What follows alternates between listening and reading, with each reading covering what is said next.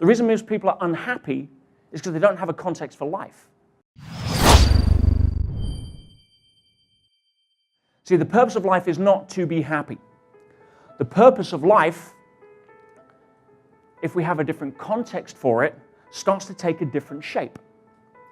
See, if we think the purpose of life is to be happy, we're going to start to try to carve out a comfort zone for ourselves. And we're going to filter everything through that distinction or awareness. Give you another parallel here before we go on that track. Let's take school.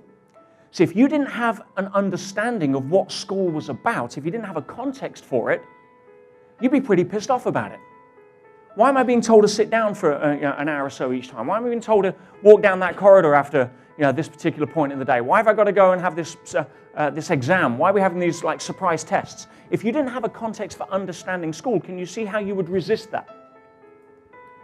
But if you have a context for understanding what school's about, then it doesn't mean to say you might like it or not, but you have an understanding, you have a reason as to why. The reason most people are unhappy is because they don't have a context for life. If you go back 400 million years of fossil records, what does evolution teach us? That the purpose of life, or the role of evolution, is to constantly evolve. What does that mean? It means to create more complexity. To create more complexity, you have to lower entropy, scientific term for disorder. Now, in simple terms, you take an amoeba over here, which is one cell. You take a human body, 70 to 100 trillion cells. What's the difference? Well, the membrane in between the two that allows that to happen is a big word called cooperation. Would you agree? Yeah, can you imagine your liver cells going on strike because they think that the muscle cells of the arm are getting more hemoglobin? Now, you'd be in a bit of trouble, would you not? No, we have incredible harmony in this phenomenal play suit called a body that is just such the epitome of evolutionary harmony.